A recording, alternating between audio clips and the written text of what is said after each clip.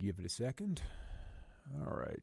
We should hit the channels by now. All right, Scott Stevens here with a look at another perspective, our bi-weekly, meaning or twice weekly, show where we kind of talk about things a little out of what is typically my forte, which has been weather, meteorology, climate, and then the other topics that go in with that, which surprisingly can be rather widespread because the weather touches so many things. And economics is certainly one of those, and certainly another field that I've been keenly interested in since I was an early teenager, if not even earlier than that, just because of my love of numbers. So I kind of want to go in today and start on something that's a little bit different. It was kind of almost a bit of a challenge for me to start with today, and disaster management, kind of funding a recovery. And I was in the role of central banking and how that either is going to assist temporarily, is it a sugar high, or does it end up becoming a bit of a problem down the road because of what ultimately it costs? It really is it costs. We think we're getting free money, that $600, that $1,200 check, the weekly benefits. There's a bill that comes due with those kind of things, or maybe it doesn't. Both are truly an option, and I'll be curious to see how we end up tackling this. But the role of central banking in this thing and this disaster management, and then my other part of it is the recovery. What does a recovery look like? A recovery for me would be different than for, say, the governor of Colorado, or for a small businessman, or maybe the CEO of an airline. A recovery would lead you to think that it would be a return to the situation or the circumstances that existed prior to the event happening. Is that a true recovery? Or is there a retooling with a new set of goals, a new set of successes defined before these companies spin up and begin to offer services, offer solutions, and head out into the marketplace? So I'll be curious to see how this goes. Will gold destroy the Fed, says this Facebook user. Well, the Fed owns the gold. What they haven't done, or haven't been able to do, or we've not forced them to do, is tie that to the currency that is in place right now. Because if we ultimately get to revalue gold as compared to the dollars that are in play, whether it's currency that is mixed, person to person, or if it has to be there to back all of the funds that are in banks and money markets, or God forbid we even begin to discuss derivatives and those kind of assets, and what backs those? Are they convertible to currency? So there's a lot of places that we can ultimately go into this. Good to see you there, Ryan. Thanks for the heads up, Robin. 3 screens for me to manage would just be a bit too much. So let's start with a list of extraordinary circumstances. One is war. That is one that virtually every generation has dealt with in one form or another, and depending on where you live on this planet, war could simply be an ongoing thing, and war could be just the daily struggle to meet living conditions. Number 2 is the pandemic that is now at the top of near everyone's list, and in a way, that is a war all of its own. Number 3, natural disasters. We could throw in a parenthesis and then include an S in that, because they are happening not just one at a time, but seem to be on an increasing frequency, and then also magnitude of their cost, their expense, and the coverage and number of people that they manage, that they impact. And then planetary climate changes. This is also a surprisingly deep topic. We could look at CO2, or we could look at the sun. We could look at rising sea levels, or we could look at changes in ocean circulation. We could look at deforestation, or we could look at the CO2 causing the greening of the planet. There's a lot of places that we could deep dive into. Number 4. And then we could look at number 5, man-made calamities. And this probably just out of either hubris or just stupidity, the arrogance of man thinking that we can do this for this amount of time, and then something comes along and says, no, you can't. And then we have to break it down, tear it down, build again. And then food insecurity, which can be and often is a result of all of these lists above. And ultimately, and this is why I had to bring in the central bank, is number 7. That ultimately, if you're going to pay for these, you end up with some kind of a currency impact. And then that currency impacts your citizenry with inflation or your trading partners also with inflation. So how can any nation pay for a long emergency such as any one of these listed above? I see two options. You tax the citizens or you borrow from the central bank. It's kind of cut and dry. Oh, Chernobyl, yeah, that's kind of a man-made one there, isn't it, Karen? Where you take the hubris too long. And did you happen to see that series on, I believe it was HBO, Chernobyl? Kind of resisted looking at that for a while, but ultimately curiosity got the better of me, and that was when I was in college, so I had to dive in and look at that to see how Chernobyl played out and is still playing out, because that land is ultimately off limits, though there are aspects and a great number of aspects of humanity that continue to thrive within that exclusion zone. So back to our list of issues. How do we pay for it? We tax the citizens. And if you look at the money that Congress, and I want to say gave away, they call it a loan, but in so many ways, the calls for loan forgiveness will grow louder and louder as we move through the months, as this long emergency stays a long emergency. This will end up being just a gift to the citizens. That's how I view this. Or you borrow from the central bank with the promise that it will be paid back, which is tax the citizens. You really can't separate the two. So from the Washington Post, this was just last month, a comment on the cost of COVID. Quote, maybe we can say the world has bottomed out for now and we're in a recovery phase, says Gita Gopinath, the IMF's chief economist. I butchered that, didn't I? But still, the strength of the recovery is highly uncertain because there is no solution yet to the health crisis. By the end of next year, the pandemic will have cost the global economy $12.5 trillion in lost output, that she added. And that's just COVID. And that's one, and I have to call it an early estimate, because until a vaccine is in place and is shown to work long term, and there's still going to be a lot of people that will not take the vaccine because all of the infrastructure, the ID, the other programs that surround it, and then it's lost or unknown efficacy. And then there's still these other ongoing processes. And the one at the top of the list that we've been kind of deep diving into is the ongoing Chinese flooding. Cost unknown. The trade war, the cost unknown. Other environmental events that have yet to happen or are ongoing, still unknown costs. And again, as she said above, the COVID cost continues and we don't know. And then societal unrest, which in many ways is just beginning. So that cost cannot be factored in lost productivity. So how do we come to solutions? How do we figure out where to go? The WP slide, yes. The COVID dollars is compelling. And the Washington Post slide, yeah, they're compelling. We don't know. We're blind into this. And so as we come to the sixth month of the back half of this year with this known unknown now, we've got to figure out how we're going to get back to work or not get back to work. Will we work from home? Who's going to pay for the debt that's already incurred? There's a lot of solutions. And we're in an election, and these are not being discussed at all. They're really not even coming up. And to me, that is the scariest thing of all, that the two that we have as the front leaders for this party are not big enough to address the problems that we're facing. And we will, we come to election or come to inauguration time, are going to be front and center for whoever takes that oath of office. So my question is, do we deal with decentralized solutions or centralized solutions? And this is a debate that surprisingly is as old as this country. This was a debate that Jefferson and Hamilton each kind of took up the banner and tried to get other founding fathers, other influencers, if you will, on their side.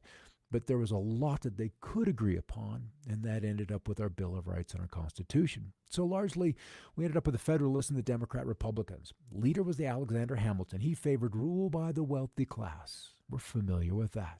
A strong federal government, emphasis on manufacturing, loose interpretation of the Constitution, a British alliance. Remember, we had just fought the Redcoats to get our independence. And he favored a national bank with protective tariffs. The Democratic Republicans' leader was Thomas Jefferson. He favored rule by the people with strong state governments, decentralized, emphasis on agriculture. And to me, that is sustainability. Strict interpretation of the Constitution, alliance with the French, with state banks, again, decentralization, and then with free trade. And now, as we've got nearly 250 years of history, you can see how this nation has kind of gone back and forth on rule by the wealthy class, and then occasionally we get an upstart that comes in and runs for office, but nevertheless, every single president until the last one has shared the bloodline. Strong federal government versus strong state governments, and then manufacturing, agriculture. We've gone through both phases through time. And interpretation of the Constitution. This is why there is the battle for that fifth vote out of 9 justices. Alliance and French alliances, and we've kind of like settled that with NATO and state and local banks. And this is kind of where the two really separated. All right, Americans need to be grateful for Jefferson for giving us the language and the values of liberty and freedom. Yet by watching and listening to Lin-Manuel Miranda's play Hamilton, and this has really gotten a lot of play lately over the last 2 years, people will get the wrong impression of Hamilton and Jefferson. As Hamilton's star has risen, Jefferson's has fallen. In looking at political views and the policies of each man, there should be a recognition of who was the elitist and who was the one supporting the common individual. Jefferson strove to make the American government everything that the British government was not. As historian Ron Crenshaw said in his book, Alexander Hamilton, Hamilton's Federalist Party was elitist in politics intended to doubt the wisdom of the common people. No one ever mentions that Hamilton believed the president should have power for life, similar to the King of England. Hamilton even went so far as to call for a new constitutional convention to revise the Articles of Confederation. His plan was to have a permanent president who would appoint all the governors and who would have veto power over all state legislation. Crazy, huh? Under such a plan, state sovereignty would have been destroyed and there would have been no escape from central government's high taxes. Murray Rothbard, who wrote The Mystery of Banking, said Hamilton wished to reimpose in the new United States a system of mercantilism and big government similar to what Great Britain had, and this is against which the colonists had rebelled. The objective was to have a strong central government, particularly strong president or king as chief executive, and of course that could only be sustained by high taxes and heavy public debt. So the man is on our currency, and he was the first Secretary of Treasury. Interesting that he ended up being in that particular position, that honored position of Secretary of the Treasury. Being one of the founding fathers, spearheaded the creation of the first central bank in the United States, established in 1791, so not long after 1787 and the Constitution being ratified and so forth and so on. He co-wrote the Federalist Papers, promoting a strong central government. He endured a difficult childhood, an illegitimate son, being orphaned at 13 and inheriting nothing. Commanded 3 battalions at the siege of Yorktown, founded the Bank of New York, helped found the United States Mint. So he did some great things. Killed by Aaron Burr in a duel near the same position where his son had been killed dueling just 3 years earlier. 3 of his quotes. This first one, and we'll expand on it in just a moment, a national debt, if it is not excessive, will be to us a national blessing. His reasoning is curious. I think the first duty of society is justice, and a promise must never be broken. Not bad. Not bad. So Hamilton's bank proposal, Hamilton asked that the Congress to create the Bank of the United States, or the National Bank, consisting of a central bank with branches in major U.S. cities. That's only reasonable. Hamilton believed that such a bank would provide a safe place to deposit government funds, and sound, uniform currency should be issued in the form of banknotes or paper money. The bank could also make loans to assist the government. So already he was of the ilk where the government would be almost immediately in debt to a bank. And that is a different kind of freedom that you would be letting go of. So a national debt, if not excessive, will be to us a national blessing, and this is the catch. It will be a powerful cement of our union because of our unity and responsibility to the debt that we've already been taken on. All right, or Rothschild sound like let's go up one more. It sounded like he was an agent of Great Britain. Could have been. It could have been. We had just broken away from them. You would think, you would anticipate, you would suppose that their form of government would be exactly the opposite of what we would want to institute here. No monarchy, and certainly no strong centralized power that had the ability to tax colonies 3,000 miles away. So kind of a curious thing. So debt being the cement of our union, and in some ways that has been the purpose of the Federal Reserve, the central bank of the United States. We kind of gave up the national bank. It went through some tough times in and around the War of 1812 and so forth and so on, but we ended up with the Federal Reserve being our central bank. How is money created? It is printed, literally printed by the central bank at this point in time. There was a time when it was backed by dollar or backed by gold and silver, and we've talked about that in earlier weeks. Distributed by the banking system into the economic system by buying dollars from the banks and public, lending money to the banks and lending money to the government. This is the big baby. So then why can't government just print lots of money? And this kind of reverts back to our disasters, centralized or decentralized solutions. More money ends up flowing after few goods, and that ultimately leads to inflation. Inflation reduces the purchasing power of money and can lead to economic and social disruptions if not checked. And then who gets to decide when it is checked or unchecked? And that is a tough call. And usually it's impossible to see that in the moment of time. All right, debt is another four-letter word. It is, so it says Robin. And then, so you're saying all our systemic issues result from central bank modeling. It is possible that how we have set things up to run around that beast means that certain outcomes are impossible. And this is something that needs to be a part of the national discourse. I strongly and firmly believe that that needs to be a point of contention on the debate field. And I just don't know if it will be. I think we'll be worried about very, very superficial issues. All right, back to Jefferson, who was kind of the decentralized dude of the time. He probably would have loved a decentralized currency issued by individual state banks. Thomas Jefferson, I believe that banking institutions are more dangerous to our liberties than standing armies.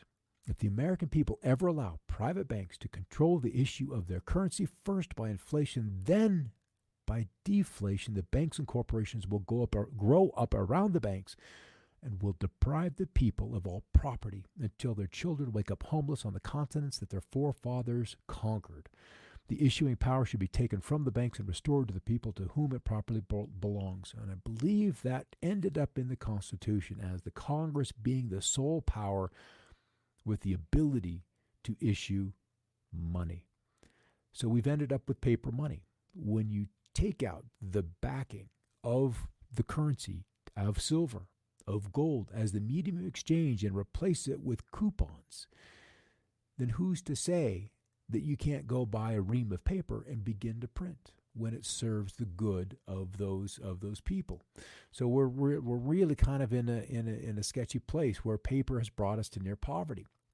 All right, so this brings us to COVID, and we have the bailout situation. So whether it was a pandemic or a pandemic, the result potentially is the same. This is the first time that we literally have quarantined the healthy and not just the sick or those that would be at risk or are at risk from infection and therefore a potentially fatal outcome. So this is an example or an experience that we've really truly never gamed out or played out. Maybe the elite have. Maybe it has at some level that they have gamed this out, but that certainly wasn't shared with us. Maybe their plans have been, but not necessarily the outcomes. So when you shut down the economy and you've got tens of millions of people that don't have any more than a few $100s in their banking account, what happens?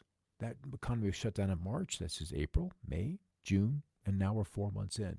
We ended up with bailouts, and those happened very, very quickly because there were aircraft literally airborne with just a few seats seated. And this was probably one of the main industries that was at great risk of literal bankruptcy. And they have shed so many aircraft. It's crazy to see Boeing completely shut down the 747 project, just done. British Airways and BOAC all retired their 747s with immediate effect this past week. So that's still happening. All right, the surge in coronavirus cases across U.S. states will come with a big price tag. The next bailout package will need to be at least $1.5 trillion compared with the estimate of $1 trillion before the rise in COVID-19 cases, according to Moody's Analytics chief. A few weeks ago, I thought $1 trillion would be enough, Zandy said on a conference call hosted by the Center on Budget and Policy Priorities. But now he added a fiscal package of $1.5 trillion in stimulus is needed in large part because the virus's resurgence across swaths of the U.S., which is causing economic headwinds in those states. We can open. We've got the economy open. The waiters and the hostesses and the haircutters, all those service industries are back to work, but with restrictions. States that reopened early, such as Arizona and Texas, are suffering from resurges in coronavirus cases, leading to rollbacks of economic activity as local officials try to stem infections.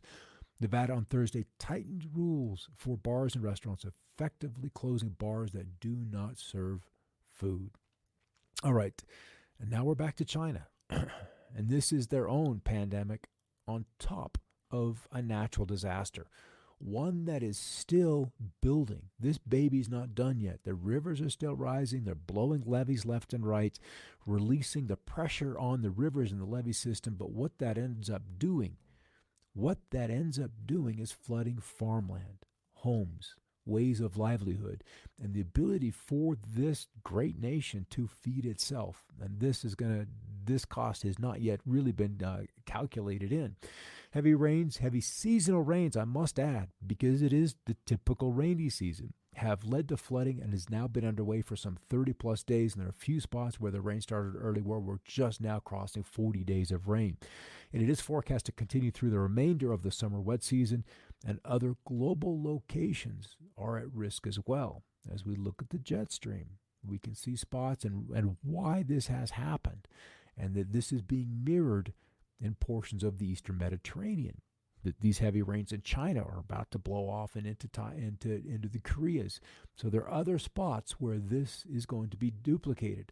Now, this road in Wuhan is going to have to be fixed, but the commerce, even the to and from work on these kinds of roads simply ends. It ends unless you've got a horse, goat, some way to get back and forth across that.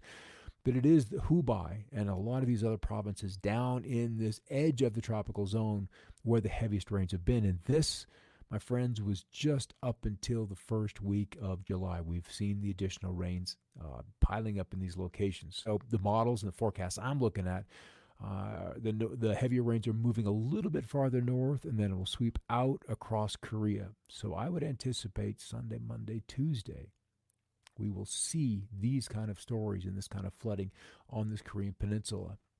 And it's so bad, there's so much water, that these bridges have had to be blasted to clear the way, to get the water moving downstream so they don't create these unintended bridges. When you've got these kinds of debris flows just completely filling the channels, then the water has to rise and come out of that. So this is what we're dealing with.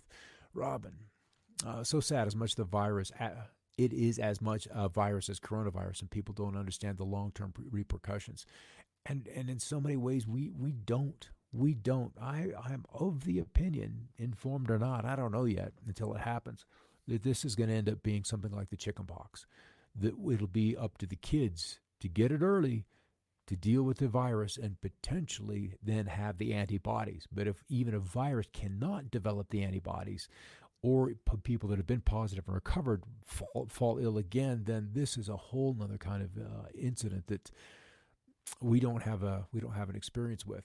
All right, next one down is, it is the illness or the response to the illness. Oh, is it the illness or the response to the illness that is hurting the economy? It could be both. You start with one, and then the medicine is bitter. It doesn't go down, and maybe doesn't do what you would like to do. I vote for the response. Yeah, the response to the illness. And then both, yep, I agree with you. And then prayers for China. This is going to be incredible to see how China deals with this. They know the cosmic reason, the cosmic scheme of things. Why did this happen to China right now? What were they planning? What card needed to be played to keep China focused at home instead of maybe being, a little military adventurous, across the world. All right, so why did I stick this picture in here? How do we fix this? What's the problem? What's the primary problem? Look at these pictures. For me, it becomes a centralization, a density of people, that the planet doesn't have room to flow, doesn't have room to deal with water, doesn't have room to shake a little, doesn't have room on its coastlines to deal with a wave or two every generation or every other generation, that we have overbuilt. We have become arrogant in how we have treated this planet. And it's time for us to, in a way, kind of step back and let it do what it needs to do. So we've got this mass of people that have been focused and almost forced into cities, an overpopulation issue, if you will. And I think this may be why the elites are doing what they're doing with this virus, if it is indeed a pandemic. So, how do we fix this? Is there a remedy to such centralized systems and the way of life that is dependent on its interconnected systems? Pull up self-sufficiency. Pull it off of Wikipedia. Self-sufficiency is the state of not requiring any aid, support, or interaction for survival. It is a type of personal or collective autonomy. On a national scale, a totally self-sufficient economy that does not trade with the outside world is called an autocracy. Did I say that right? Autocracy. Yeah. You can say it off air, and as soon as the light goes on, it gets all stupid. But this is where we need to be. And we have been driven into cities. China has built empty cities. For what reason? Probably to herd the people out of the hillsides, out of the small towns, so they can be surveilled, so they can be controlled. And the system is going to have to be backed off. All right, financial stability. For economic self-sustainability, you can kind of roll through this that, you're self-sufficient if you're financially stable. And with a virus suddenly appearing, with a flood coming down the hill, and if you can take your employment with you, that is a bonus. But if you rely on someone else for employment, then this becomes a challenge. Educational attainment. Individuals reach their employment goal through academic or vocational achievement. Sure, we've had a lot of centralized help to get some value of education. It's definitely not the kind of education that we were given 100 years ago or even 200 years ago.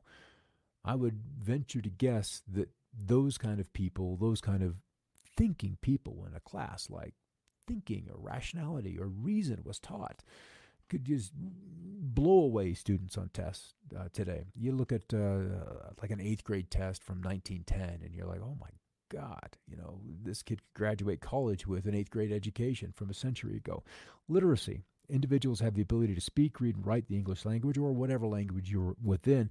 Individuals have the ability to effectively manage finances, basic math, an understanding of accounts receivable and payable. Family structure, the stability of families. Health and disability status. Individuals with physical, cognitive, mental, and sensory, emotional, or developmental capacity concerns participate to the fullest extent that they're capable. And then community connections. Individuals have relationships with people or organizations that bolster self-sufficiency, or in the case of youth, future self-sufficiency. But they should be able to be sufficient and have mentors and that kind of guidance as young. That shouldn't have to wait until adulthood. So where I see it is so many challenges face humanity at this most important juncture in time. Our economic system, having already come to the end of this very long expansion, was abruptly halted by the arrival of COVID-19. While the economic toll of COVID is still unknowable, I estimate that it'll likely be greater than all recent wars combined. Now we have a planet that its natural calamities adding more fuel to this fire. Are there solutions to be found amidst the problems of the day? Can we see them, or will we continue to rely on centralized governments to fund and come to the rescue? Sometime soon, the primary tool that governments have to deploy for these challenges, which are their respective currencies, will fail to work. We need to be prepared for that eventuality. And it is now time that each of us will be asked, are you going to sink or will you swim? Whether or not we want to face the challenges that lie ahead, we must. because so much of the perceived progress of the 20th century will have to be undone. Knots that we've tied, binding distant entities together, will need to be undone. Jobs will come home, and they will also disappear, while the value of many tangible and intangible commodities will need to be reassessed. And fate appears to be demanding this. So we're kind of at the end of this game. There's a lot going on. There's a lot to wrap your head around, a lot of problems that seem to be individual moving parts, and they don't affect you. But in the long run, standing back and getting that 10,000-foot view, you can see and begin to anticipate the connectedness amongst them all. All right, Karen saying, government, in my opinion, COVID and other major U.S. issues have taken such a huge hit on our economy, and even good decisions can create more damage, because there just aren't many other options. So this is going to be a struggle for us to get out of the non-sufficiency that governments have used to try to help us through this problem, because we're not really planning for an epidemic of new jobs, of new jobs. That's kind of the big one. It's what kind of jobs can exist, even in a different form, if you've got to be distant from people. You've got to be very, very creative in this particular situation. That's going to be the challenge to it all. Yeah, Ryan, Karen, who controls the governments? Follow the money, and this is what we always do. From YouTube, I don't feel safe enough in the U.S. as a person of African descent to ever be self-sufficient. Gambia offers much with much less cost. And this is something that a lot of people who've moved here looking for the American dream, realizing that it isn't as dreamy as it appeared from 5,000 miles away. We're all going to go through these troubles. And if the currencies have issues, then this global trade issue is just going to kind of cascade all the way around. All right, Vicki, thanks for the work. Yeah, it was kind of a funky show to all get together to bring it all together. And self-sufficiency seems to be just the answer. And he's got, I've heard of him, Jacques. I've seen that in some of his work. We've got to retool farming. We've got to retool manufacturing. We've got to retool the just-in-time manufacturing process.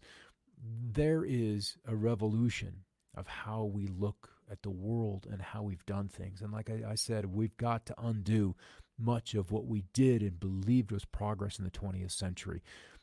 Because if something is life-threatening or life necessary to life, and you can only get it from 7,000 miles away, that is a problem. And America learned that when all of our saline bags were created or manufactured in Puerto Rico and they dealt with Hurricane Maria. Boom, gone.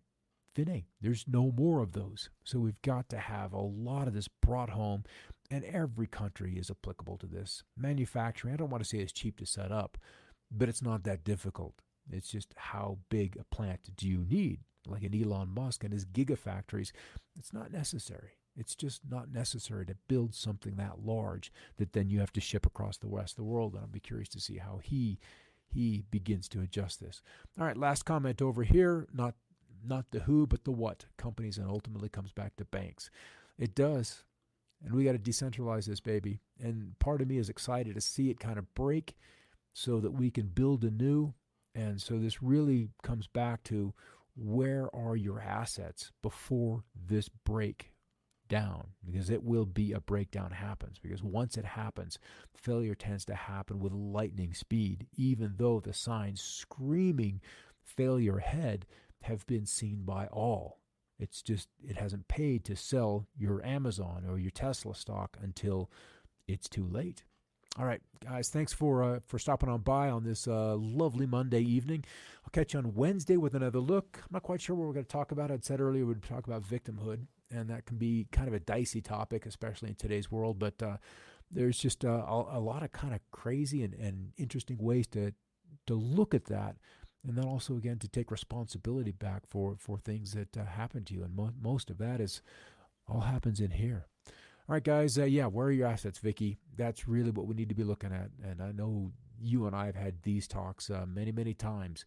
And it's all about getting it out there so others can be, I don't want to say lured away, but just take a look at things in just a wee bit of a different light. All right, thanks for stopping by. I'll see y'all tomorrow for kind of a look at the weather, and that's at 5 o'clock Mountain. I'll see you then.